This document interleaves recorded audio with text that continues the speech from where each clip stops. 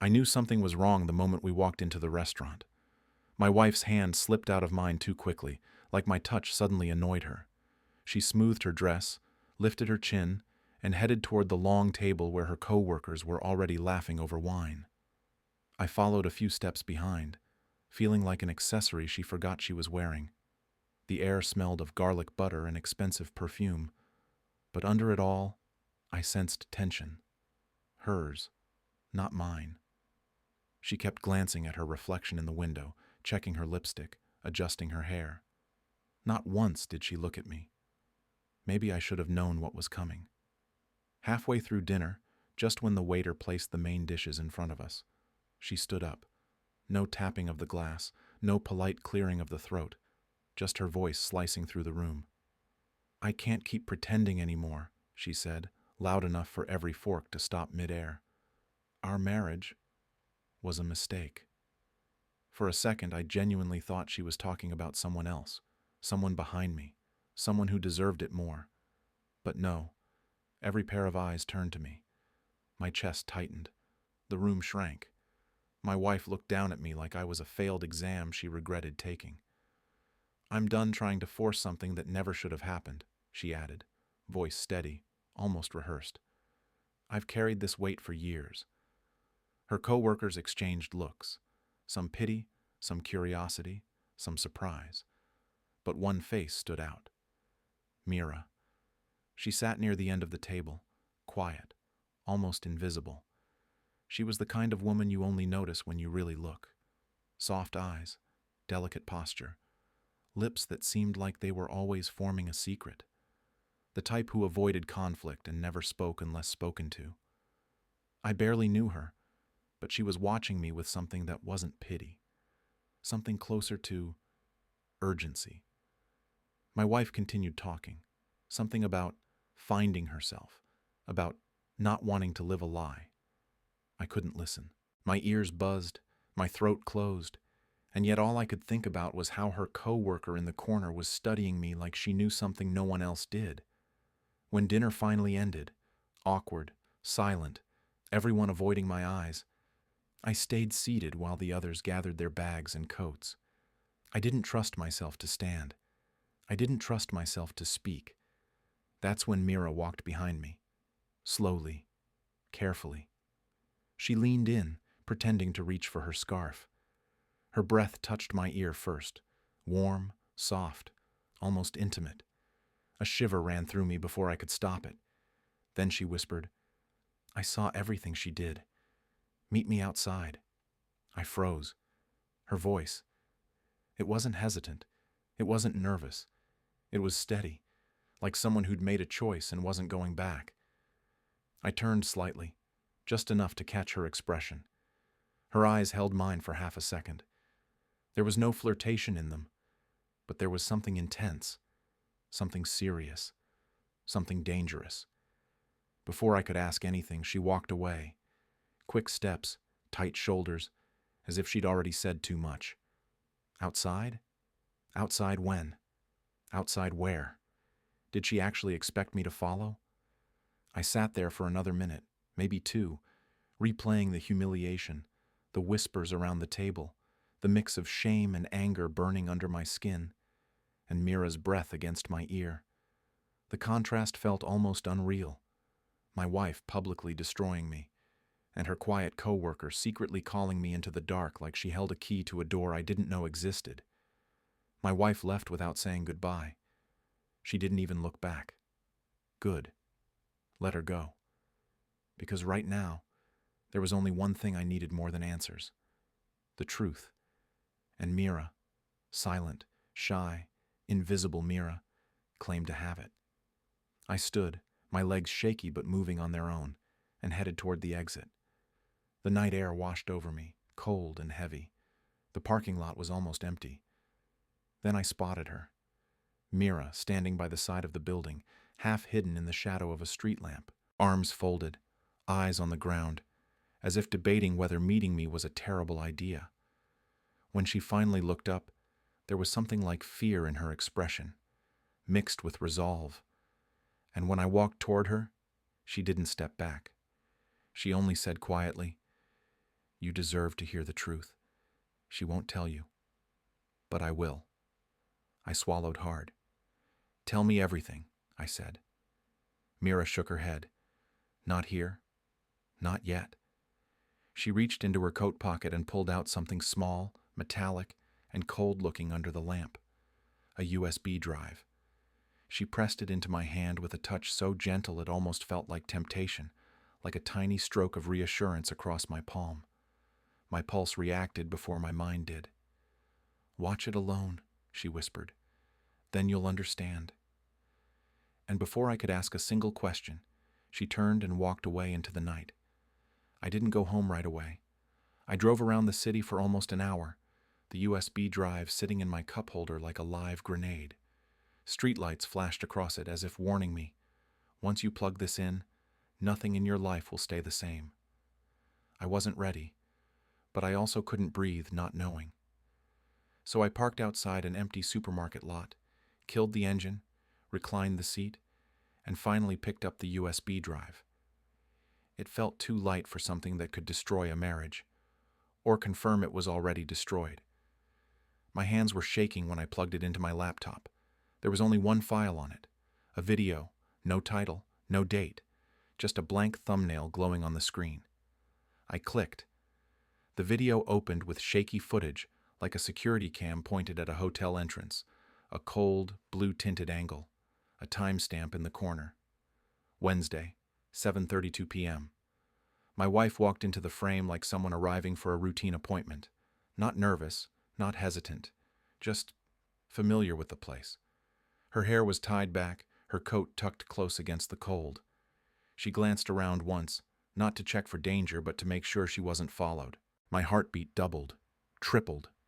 I leaned closer. She entered the hotel like she'd been doing it for months. The footage cut abruptly. A new angle. Inside a hallway this time.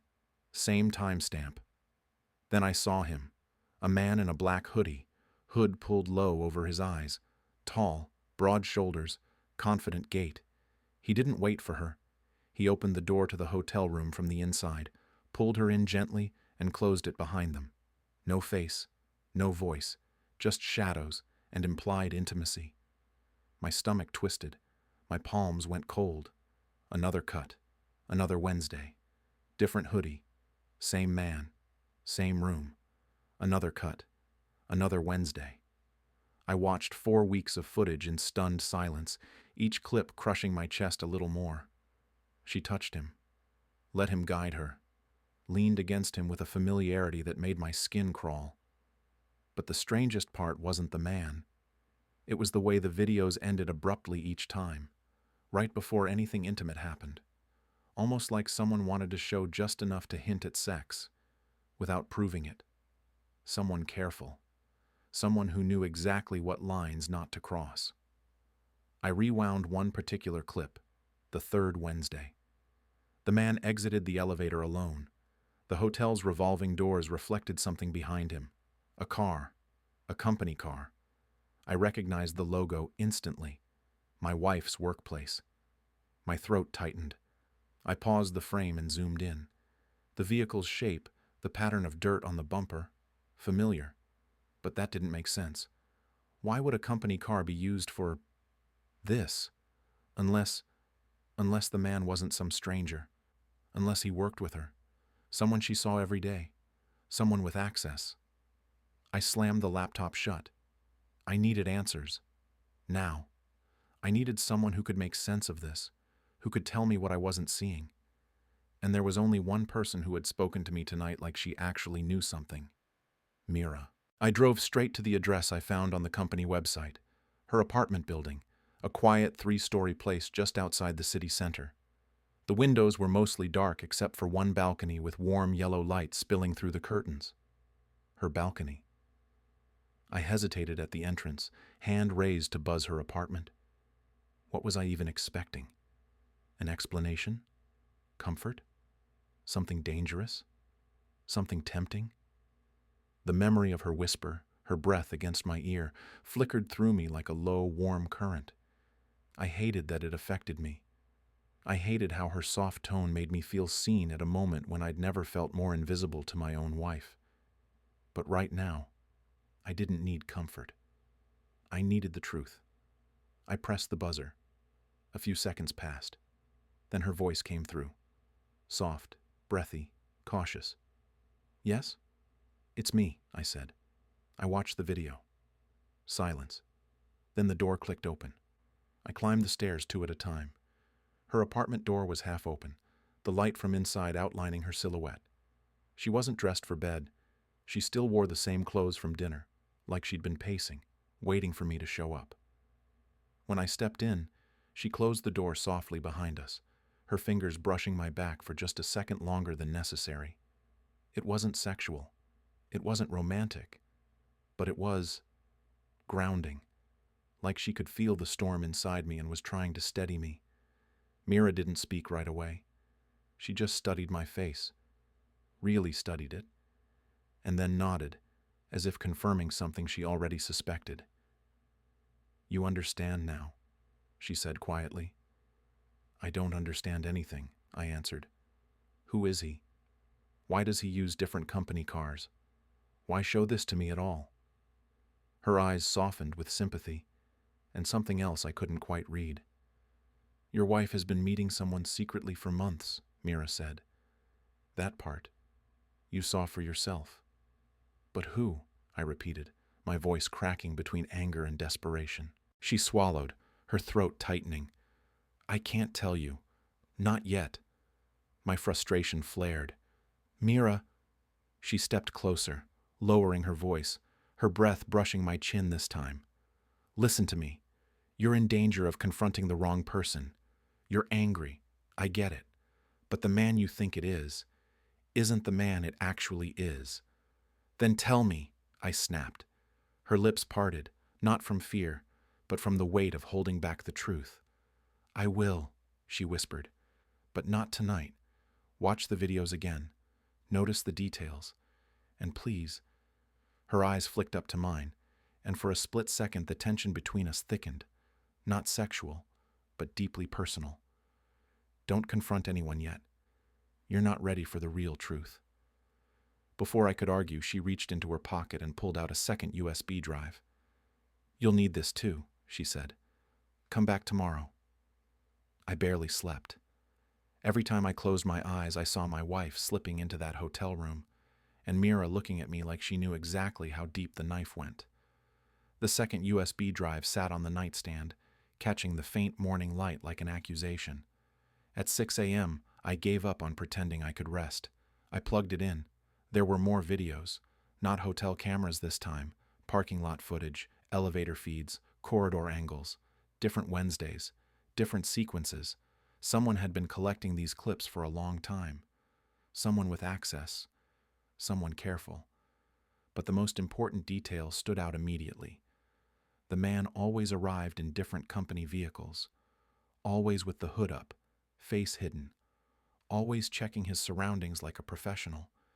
I rewound, paused, zoomed in, not on the man, but on the way my wife reacted whenever she saw him, the way she exhaled like she'd been holding her breath all week, the way she pressed her hand to his chest for a second too long, the way she followed him inside as if she'd done it 1,000 times. Each frame burned another hole in me. By the 5th clip, I had to stand, pacing the room like a caged animal. My fists hurt from clenching. My pulse throbbed under my skin. And through all of it, I kept hearing Mira's voice. You're not ready for the real truth. Maybe she was right. Or maybe she was making everything worse. By 8:30, I couldn't wait anymore. I drove to her apartment, faster than I meant to, and buzzed her number before I could convince myself not to. She answered almost immediately. Come up, she said softly. Her voice was calm, but there was something in it, a tremor she tried to hide. I climbed the stairs 2 at a time. The hallway smelled faintly of coffee and vanilla. Her door opened before I even knocked, and there she stood, barefoot, hair slightly messy from sleep, wearing a loose gray shirt that fell off one shoulder. Not intentionally seductive, not planned, but undeniably intimate. Her eyes widened slightly at the sight of me, or maybe at the intensity she saw on my face. You watched it, she said. I need answers, I replied, stepping inside. Now. She closed the door behind us, her fingers grazing the wood, her shoulders rising with a slow breath. The room was quiet. Too quiet. It felt like the world had narrowed to just the two of us. Sit, she said gently, nodding toward the couch. I didn't. I stood inches from her, the tension between us thick enough to feel. She swallowed hard, eyes flicking to my chest, then back up to my face. You're angry, she whispered. Wouldn't you be? Her lips parted slightly. Yes. A beat. A long, charged beat. Then she stepped closer, close enough that I could smell her perfume, something warm and distracting.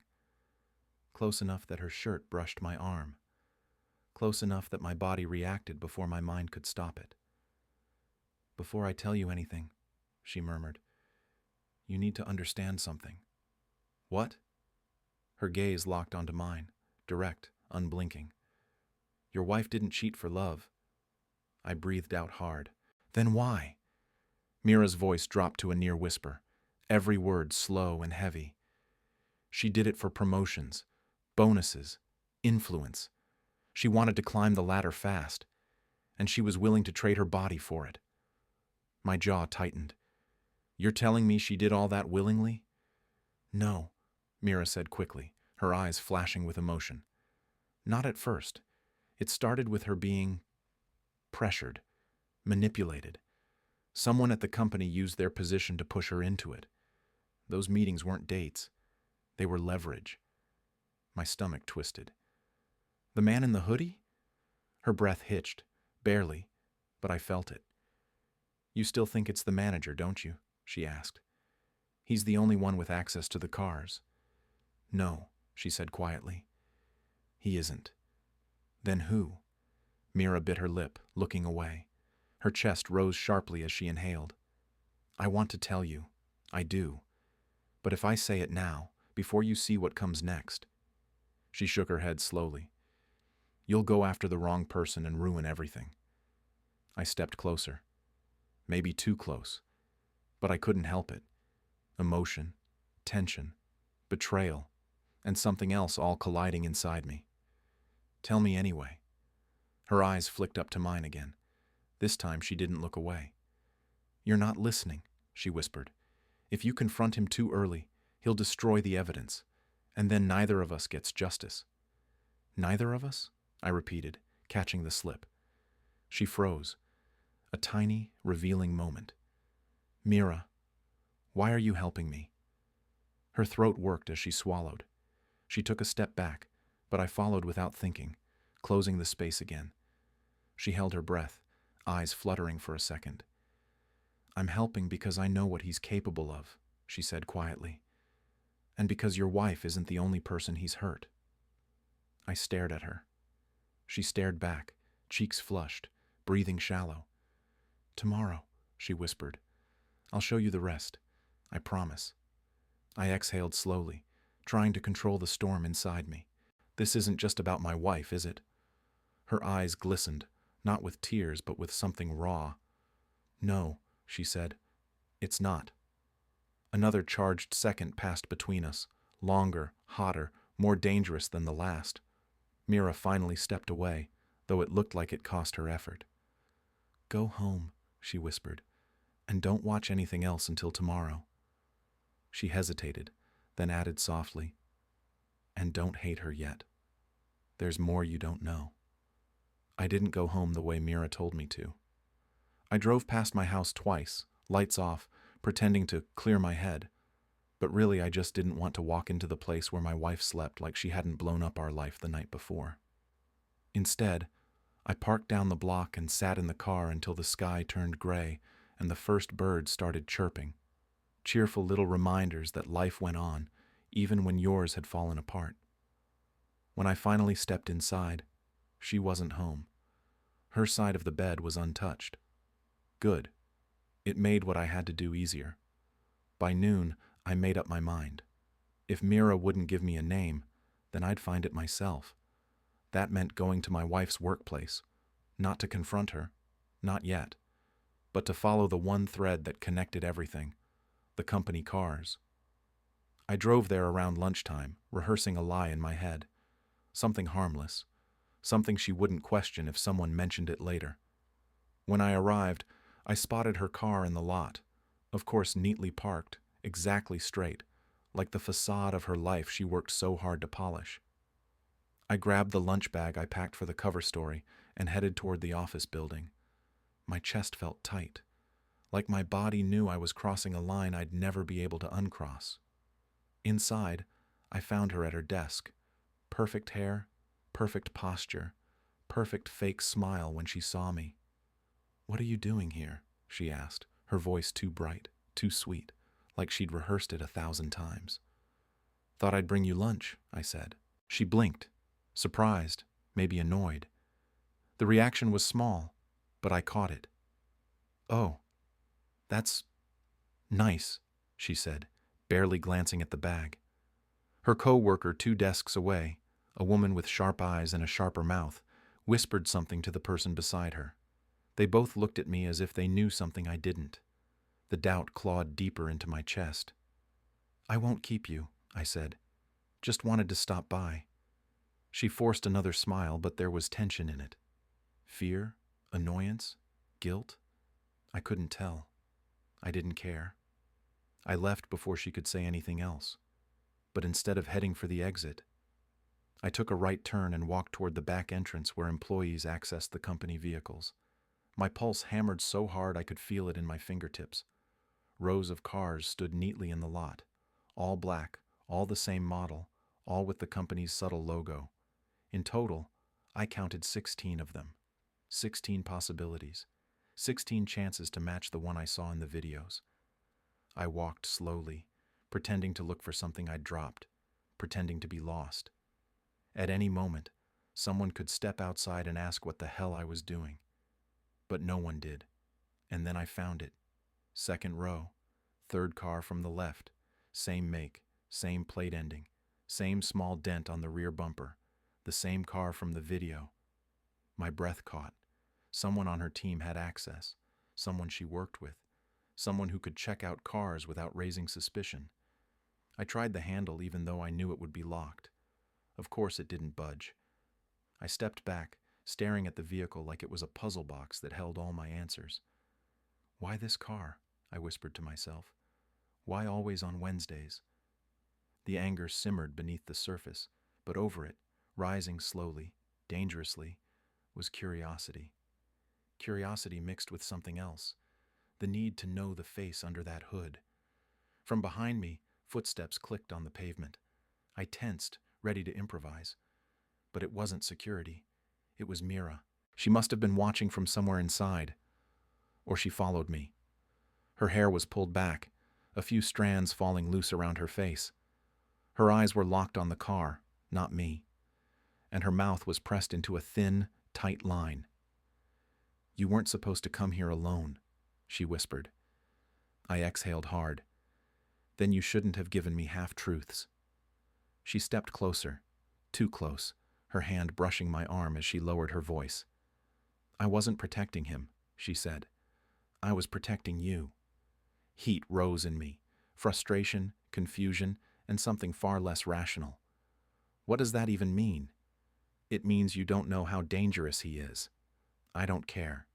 "You will," she said, and the way she looked at me made my stomach twist. Not with fear, but with something harder to name. I looked at her, really looked at her. The tension in her jaw, the way her chest rose and fell too quickly, how her fingers curled like she wanted to reach for me but couldn't let herself. "Tell me who it is," I said.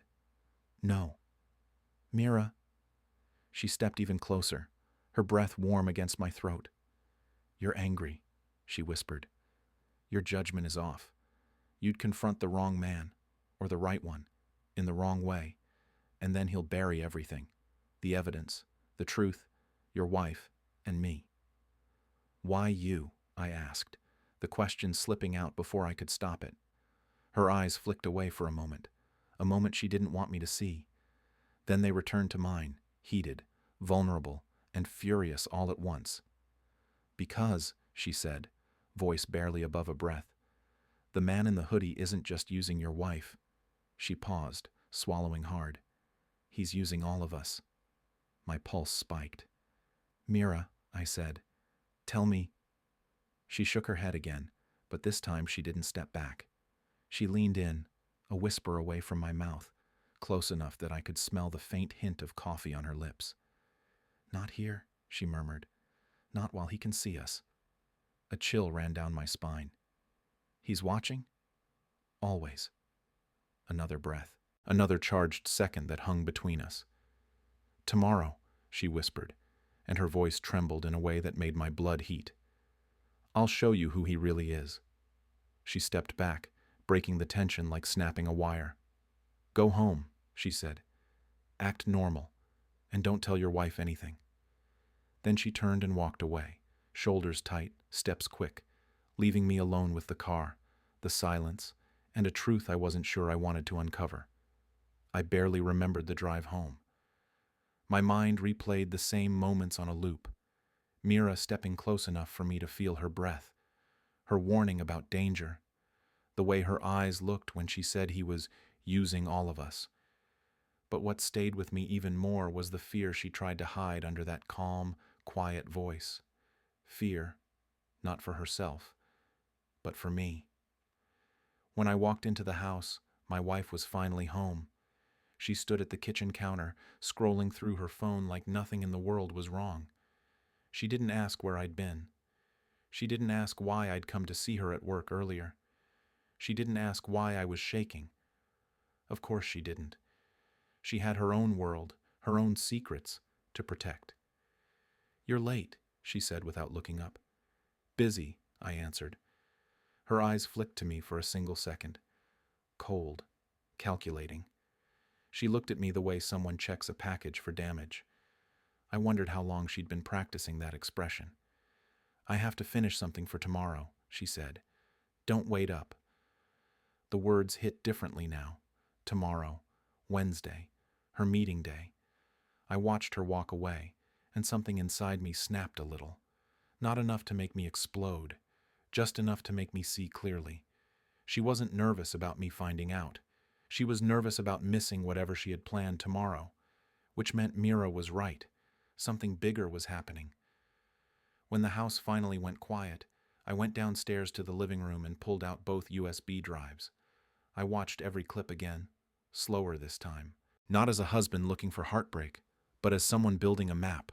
And slowly, a pattern started forming. Every Wednesday, same time, 7:20 p.m. arrival at the hotel, 7:32 p.m. entering the room, always checking the hallway first, always using different cars, always careful. But one clip stood out. In the fourth recording, the man in the hoodie reached inside the company car for something before stepping out. Not a bag, not a phone, something flat, something like paperwork. Then later, in another clip, my wife left the room holding a folder. She didn't look excited. She looked terrified. That was the first moment I realized this wasn't an affair rooted in passion. It was an exchange, a deal, a transaction. She wasn't coming for sex. Not willingly, anyway. She was coming for the folder, and whatever was inside it. My stomach churned. I needed to talk to Mira again. I needed to hear the truth she kept holding back. By the next afternoon, I couldn't take the silence anymore. I texted her. "We need to talk." She didn't respond. 10 minutes, 20, an hour. Nothing.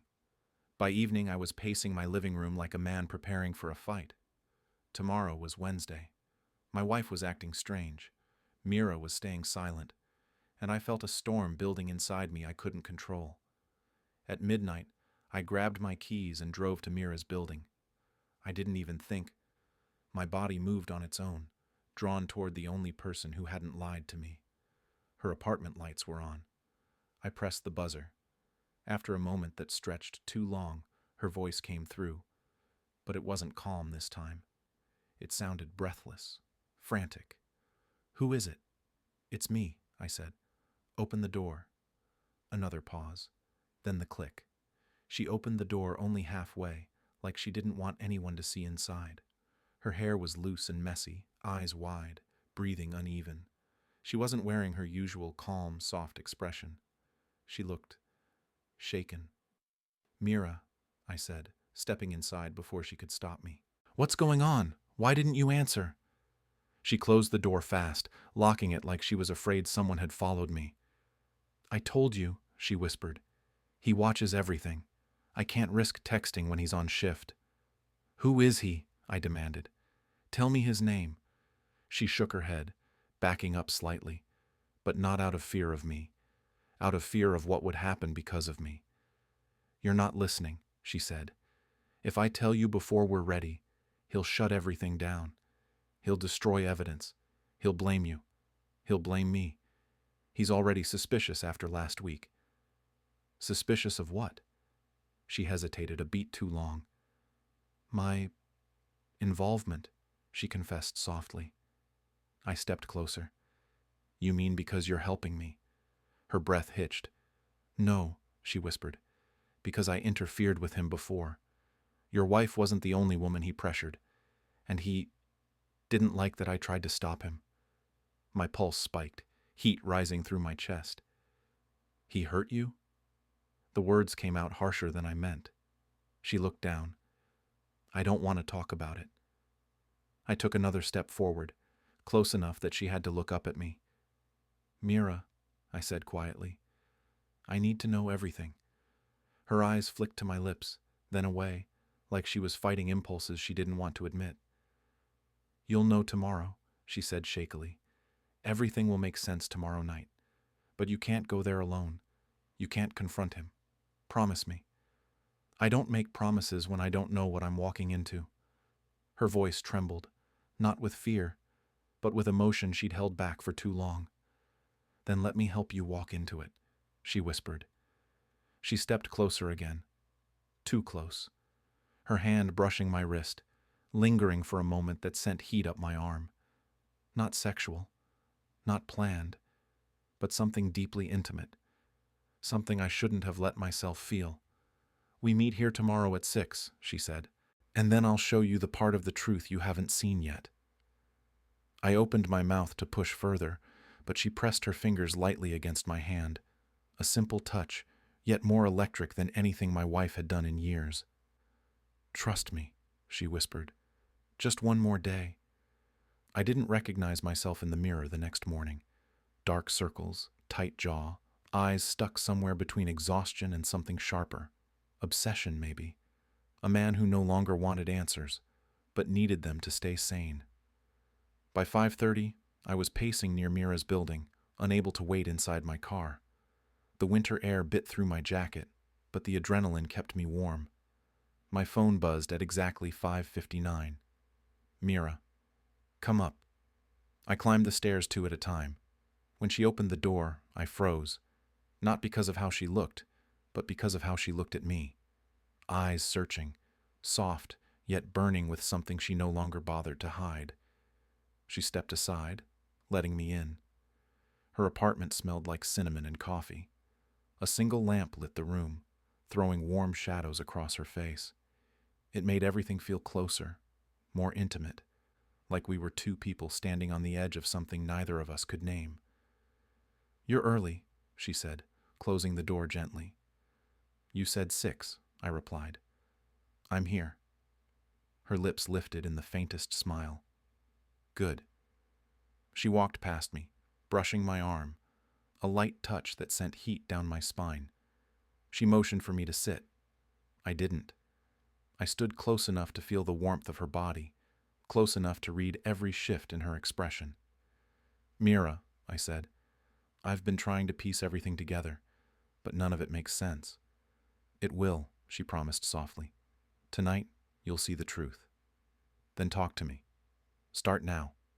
She looked at me for a long moment, a deep, searching look, then finally nodded. "Fine, but you're not going to like what you hear." "I already don't." She exhaled, steadying herself. "The car you saw in the video, the one your wife's lover used, belongs to a manager, yes. But—" She hesitated, choosing her words. "He wasn't the one driving it." "Then who?" "The manager was out of town those nights. He has proof." The room tilted for a second. Then the man in the hood is someone else, she finished. Someone who uses different company cars because he doesn't want to be linked to any single one. Who? Mira stepped closer again, almost instinctively, like she needed my closeness to steady herself. Her hand brushed against mine, and neither of us moved away. The only people who have access to every company car, she said, voice barely above a whisper, are HR executives and logistics supervisors. I frowned. So, someone from HR? Her eyes darkened, something painful flashing in them. Yes. The word hung between us, heavy, suffocating. Mira, I said slowly, did the HR director do something to you? She didn't answer. She didn't need to. Her silence was the answer. My blood ran hot. He forced my wife into— No, she said quickly, grabbing my wrist. No, he didn't force her at first. She saw an opportunity, a way to get ahead. But when she tried to leave the arrangement, that's when the blackmail started. I swallowed hard. My voice came out harsh. Blackmail? He had access to her personnel file, Mira whispered, to her medical notes, to her performance issues, to every complaint she ever made. He used all of it. I felt sick, not angry, not betrayed, sick. And the videos? I asked. He recorded her? Mira nodded slowly. Yes, he kept copies. He uses them to control her now. I closed my eyes, exhaling through my teeth. So my wife is trapped in this because you would never find out on your own, Mira said gently. And he knows that. He counts on the secrecy. I opened my eyes. Then why show me any of this? Why help me? Her gaze flickered to my lips for half a second before she met my eyes again. Because I'm not letting him do to you what he did to me.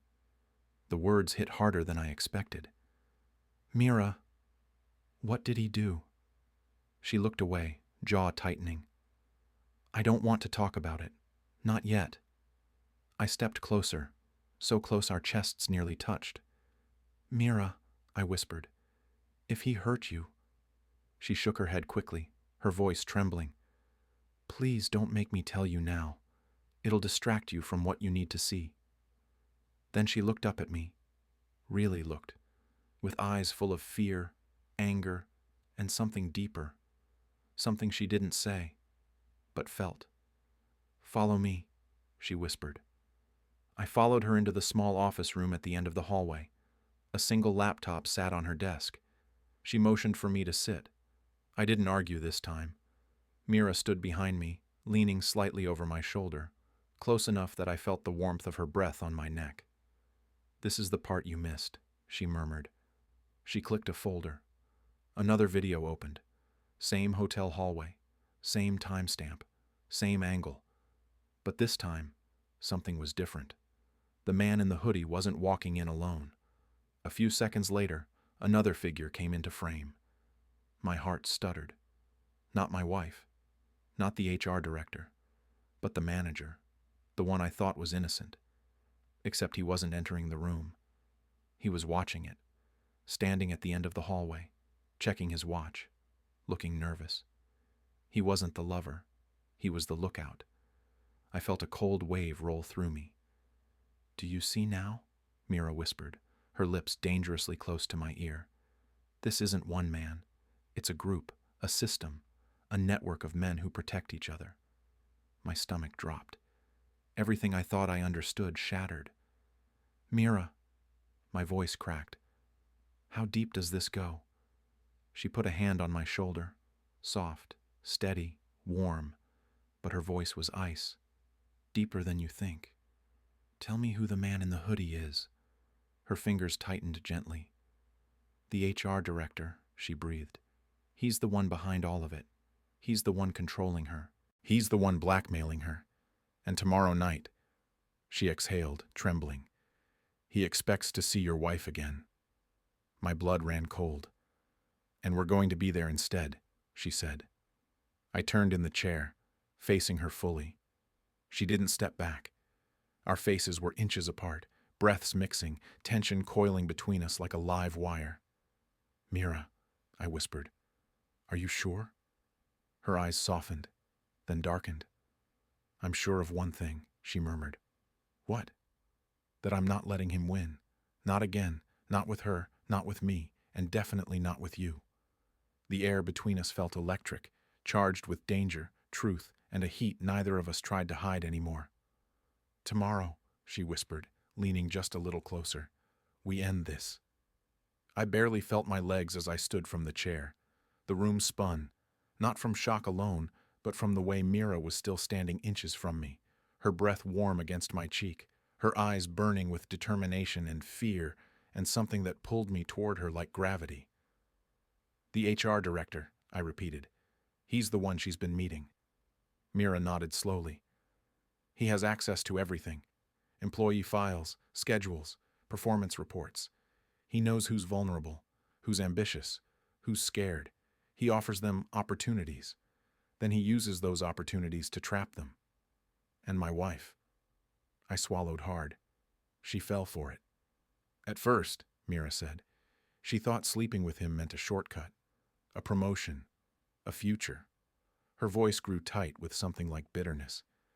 "But once she wanted out, he used what he had on her. Then he kept taking more." I paced across the room, trying to breathe past the anger, the humiliation, the twisted realization that my wife hadn't chosen passion or excitement or even love. She'd chosen survival after a mistake she couldn't undo, a mistake that became a cage. "And the manager?" I asked. "Why was he watching the hallway?" Mira hesitated, then leaned against the desk, arms crossed tightly. The move pulled her shirt slightly across her chest, and I hated that my eyes flicked there for a second. I hated it even more that she noticed, and didn't look away. "He's part of it," she finally said. "Not involved sexually, at least, not with your wife, but he keeps the HR director safe. He guards the hallway, clears schedules, diverts attention. They protect each other because they all benefit." I felt cold, not just angry, cold, like something inside me had frozen to keep from breaking. "So this isn't an affair," I said. "It's a system." "Yes," Mira whispered. "A system your wife got pulled into. And a system someone like you, someone with integrity, was never supposed to find out about." Her voice softened on the last words, and the warmth of them made my chest ache. "How long has this been happening?" I asked. Mira looked down, a shadow crossing her face. "Years. And you?" The question slipped out before I could stop it. "What did he do to you?" Her breath caught. "Mira." I stepped closer, but she held up a trembling hand. "Not tonight," she said. "Tonight we focus on stopping him. I'll tell you the rest when it's over." I didn't push, though every protective instinct in me screamed to. Instead, I took another slow step forward. She didn't retreat. "You should have told someone," I said softly. Her lips twitched, not a smile, something sadder. "Who?" "The board listens to him. HR protects him. Anyone who complains gets written up or transferred. The only way to take him down is with something undeniable, something he can't erase." "And that's where tomorrow comes in," I said. She nodded. Tomorrow my wife was expected to meet him at the hotel again. Tomorrow he would be waiting. And tomorrow Mira and I would be waiting too, with a recording device, a plan, and the evidence that would finally break his grip. "Does he know I'm suspicious?" I asked. Mira hesitated. "Yes, but he doesn't know how much." "How?" "He watches everyone," she whispered. "Last week he asked me why I kept looking at you during meetings, why I seemed distracted, why I wasn't smiling as much. And you said," she swallowed, "that I hadn't noticed you at all." The lie stung unexpectedly, somewhere deep, in a place I didn't know she could reach. I stepped closer, close enough that she had to tilt her chin up to meet my eyes. "Were you lying?" I asked. Her breath hitched, a tiny, involuntary sound that sent heat through my chest.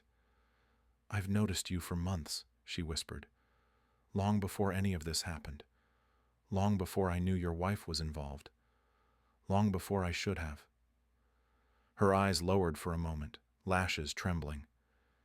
You were the only decent man in a room full of people pretending to be good, she said. You were kind. You listened. You didn't look at women like they were tools. I let out a slow breath. Mira, she continued before I could finish. When I saw what was happening to your wife, she said, voice trembling, I knew you didn't deserve it, and I knew you wouldn't see it coming. You trusted her too much. You trusted everyone too much. Her hand brushed mine again, soft, longer this time, almost longing. I couldn't let him destroy you, she whispered. My heart hammered against my ribs. I shouldn't have felt anything. Not now. Not when my marriage was falling apart and a predator was manipulating everything around us. But standing there, feeling the warmth of her fingers and the honesty in her voice, I felt something I hadn't felt in a long time.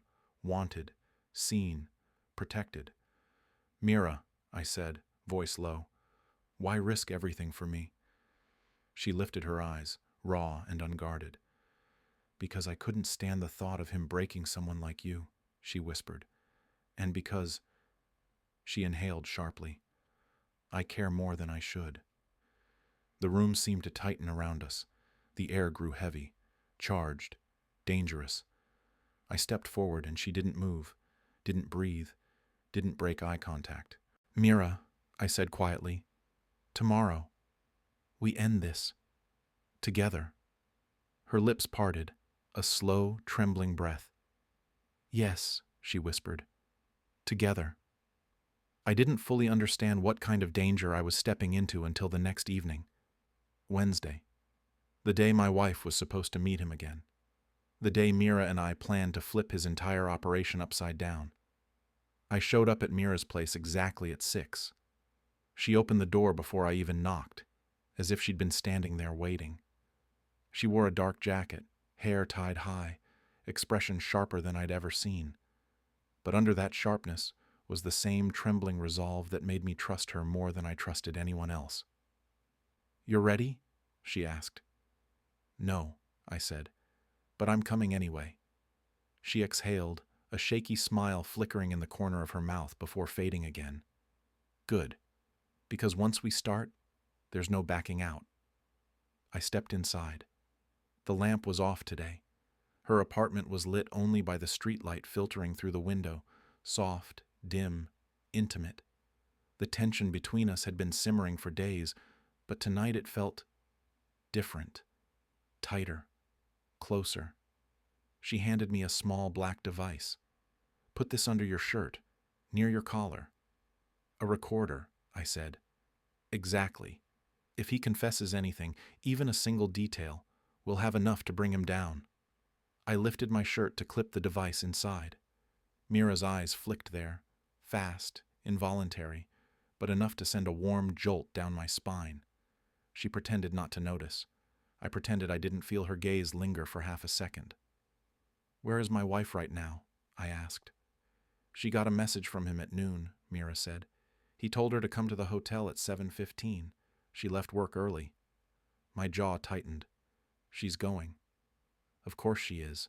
She's terrified. She thinks if she misses a meeting, he'll release the recordings. I closed my eyes, breathing through the anger.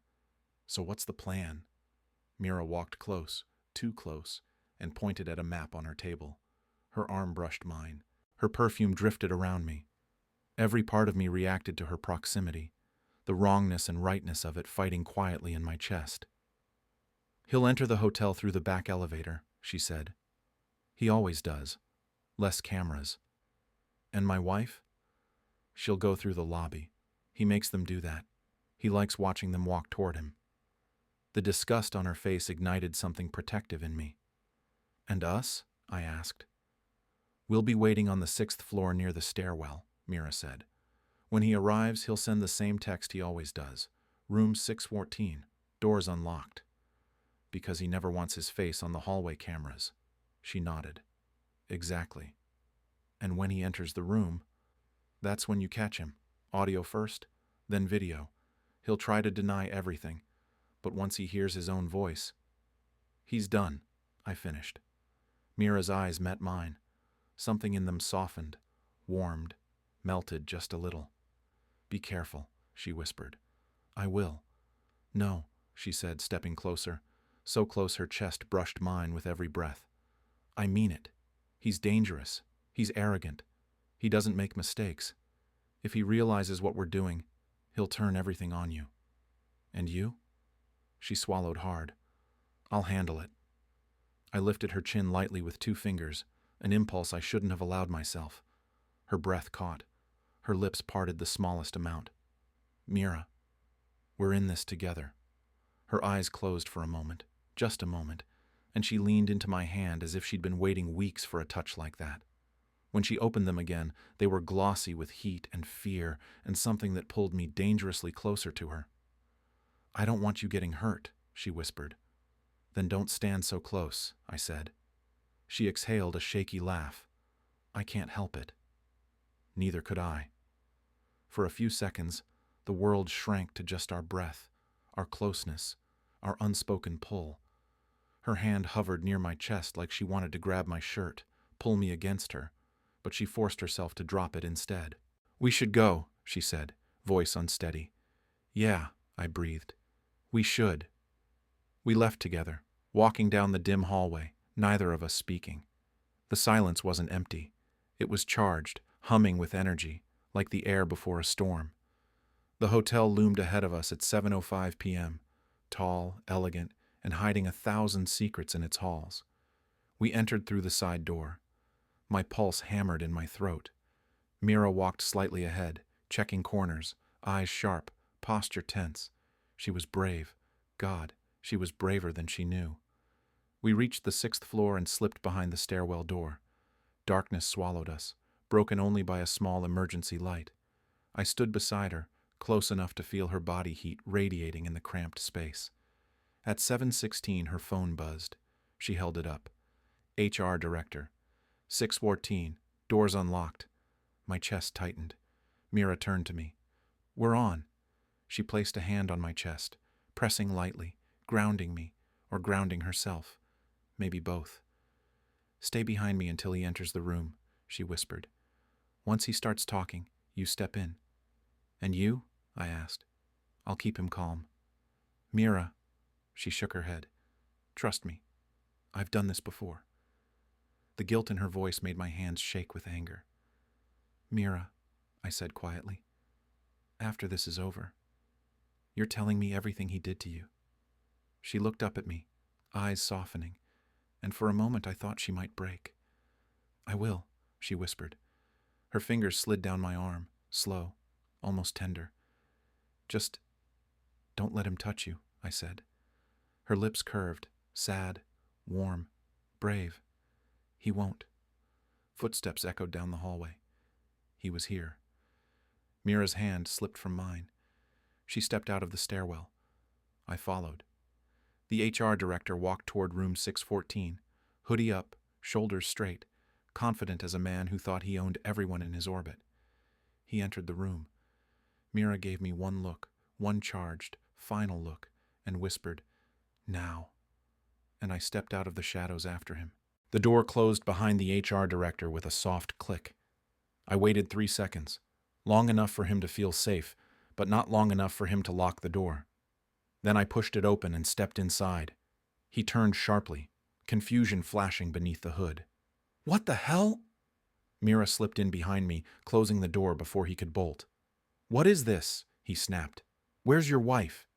She's not coming, Mira said, her voice steady, cold. You're meeting us instead. He froze, not scared, not guilty, just calculating. I knew something was off, he muttered. She's been acting strange for weeks. And you, he pointed at Mira. You think I don't notice when someone suddenly behaves differently? Mira didn't flinch. I'm done being afraid of you. He laughed, a short, sharp, ugly sound. You have no idea who you're dealing with. But I stepped forward.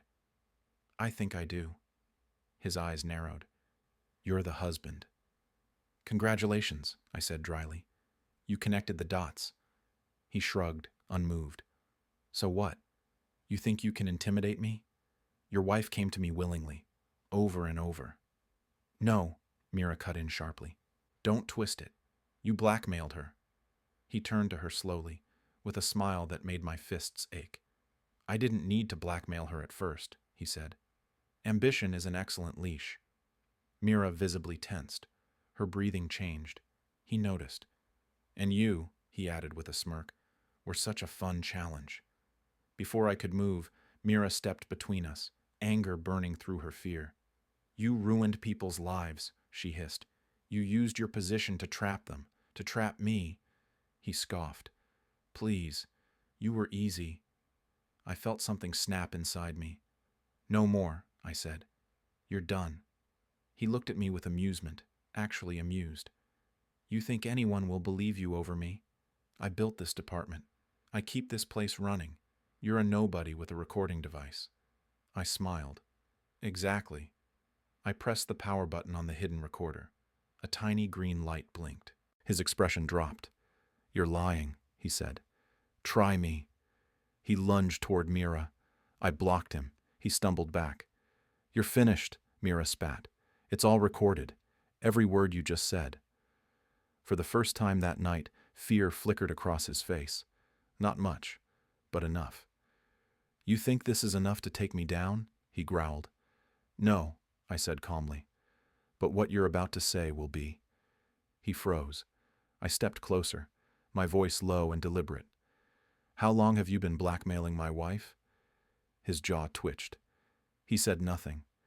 Then Mira spoke from behind me, her voice so broken, so raw, I turned without meaning to. You blackmailed me too, she whispered. Tell him. The HR director's eyes darted between us, calculating. He didn't answer. So Mira walked closer to him, dangerously close. Tell him what you did to me, she said. He looked away. And in that moment, I knew. This was bigger than an affair, bigger than blackmail, bigger than revenge. This was trauma. Real, deep, unhealed. I stepped forward, voice low with control I barely had left. You hurt her, I said. He didn't deny it. That was all I needed. I reached for the recorder, but before I could press deeper, Mira grabbed my wrist. Stop, she whispered. We locked eyes. She shook her head slowly. This isn't what I brought you here for. My breath stilled. What do you mean? I asked. She swallowed, trying to gather courage, eyes shimmering with something I hadn't seen before, a mix of guilt, longing, fear, and a truth that scared her more than the man in front of us. I told you I was helping you because I knew what he did, she said.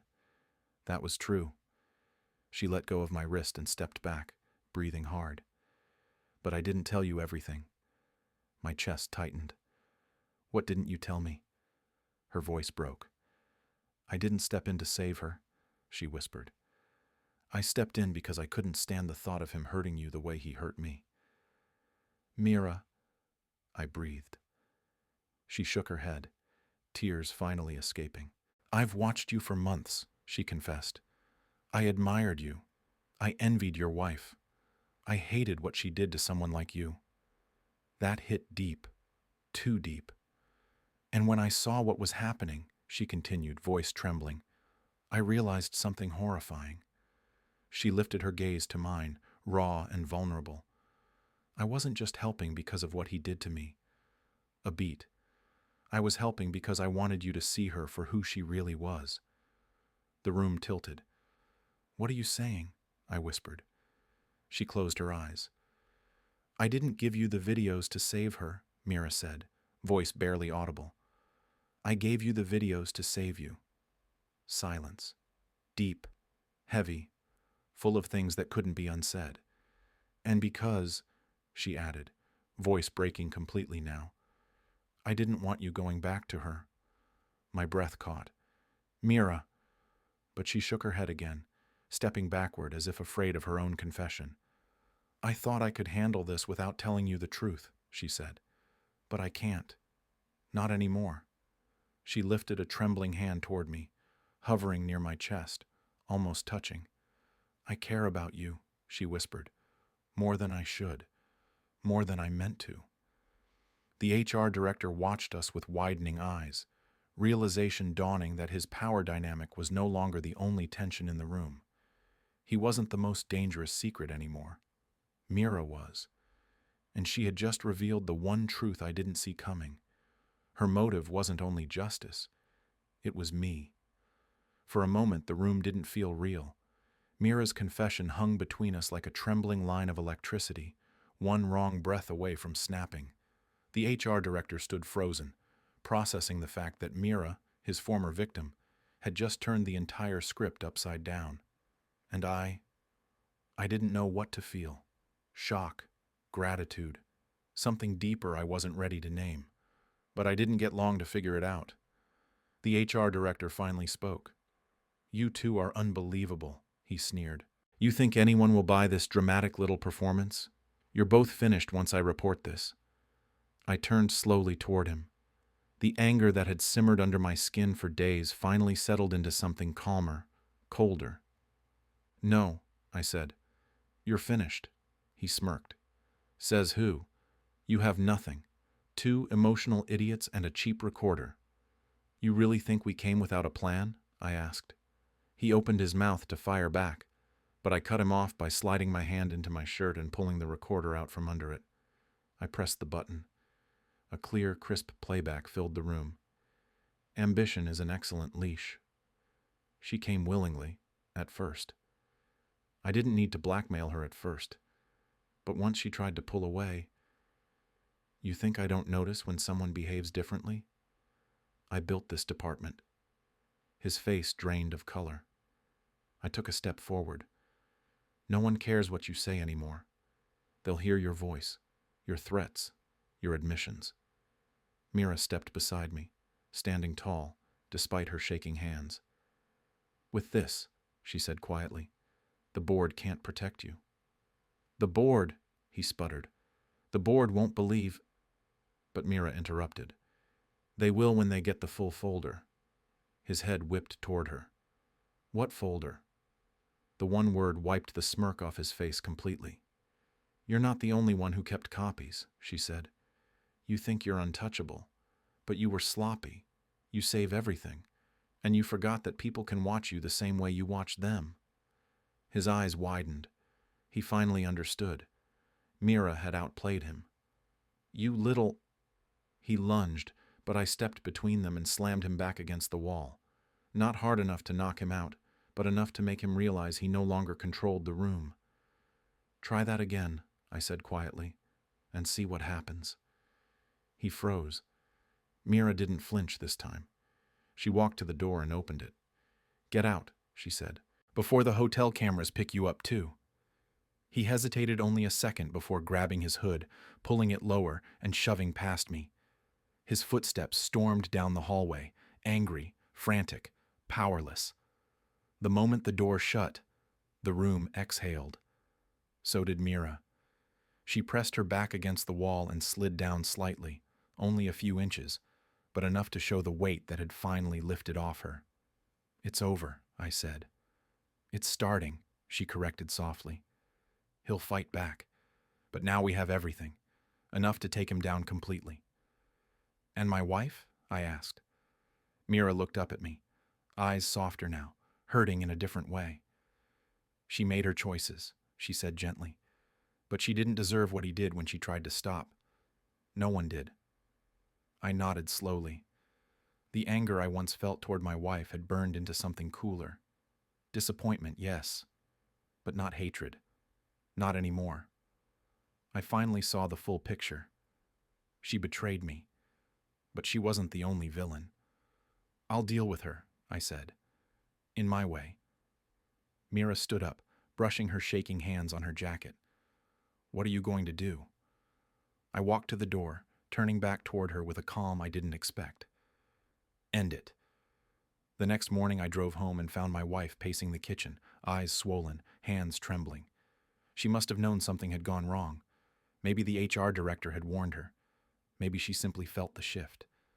When she saw me, she broke. "I didn't want any of this," she choked out.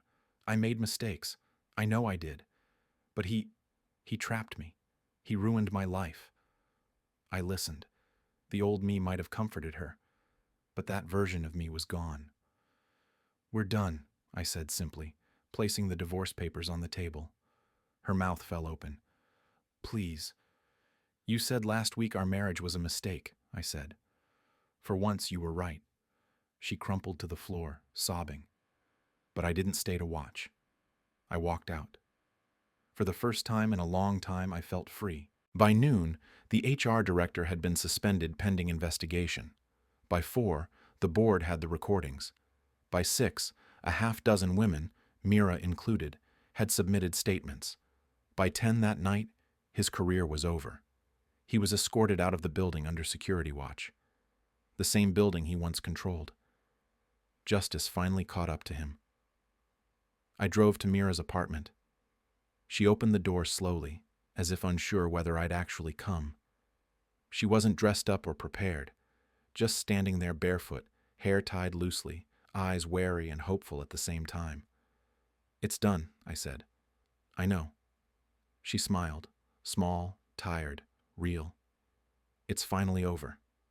I stepped closer. "Mira," I said quietly, "I never thanked you. You don't have to." "I do." She looked down at her hands, then up at me again. "What happens now?" she whispered. I moved a little closer, not touching, but close enough that she felt the intention, the possibility. "That depends," I said. "What do you want to happen?" She breathed in slowly, chest rising, eyes lifting to meet mine with vulnerability she no longer tried to hide. "I want," she began, voice almost trembling, "to stop pretending I don't care about you." The world seemed to still, and then, gently, carefully, I reached for her hand. She let me. Mira stepped forward, closing the door behind us, leaving the past on the other side. And for the first time in months, maybe years, I felt like something new was finally beginning.